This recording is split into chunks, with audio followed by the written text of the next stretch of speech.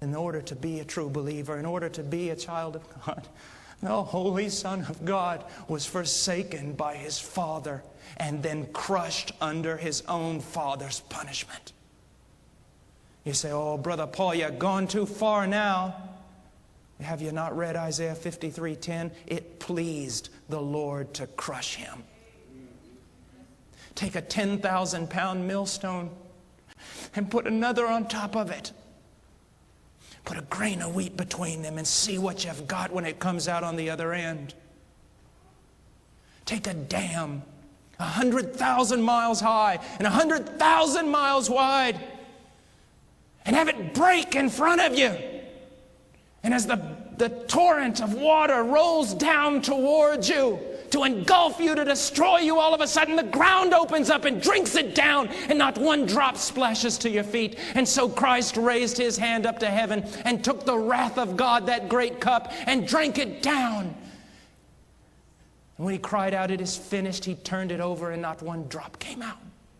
He drank the wrath of God and satisfied justice and appeased wrath, and therefore God can now be just and justify the sinner. This is what He's done. This is what He has done. The Puritans spoke a lot about repentance, not only from sin, but repentance from good works. You say, what do you mean?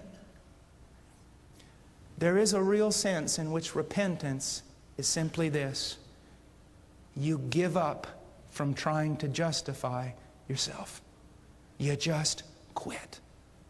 You see that every one of your most righteous deeds is better than filthy rags, and you detest them, and you throw them to the floor, and you stand there before God and say, unless you move on my behalf, I am damned.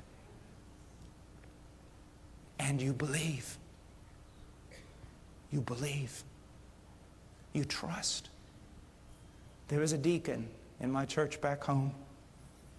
Little church in the middle of a cornfield. And I love this man. He's walked with God longer than I've been alive.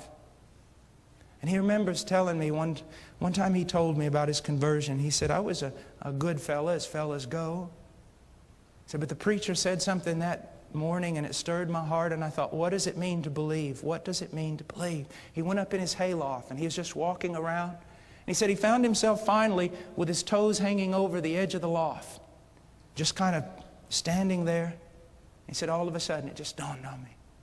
And this is what he said: Lord, I am going to trust, place my confidence exclusively, only in what your Son has done for me.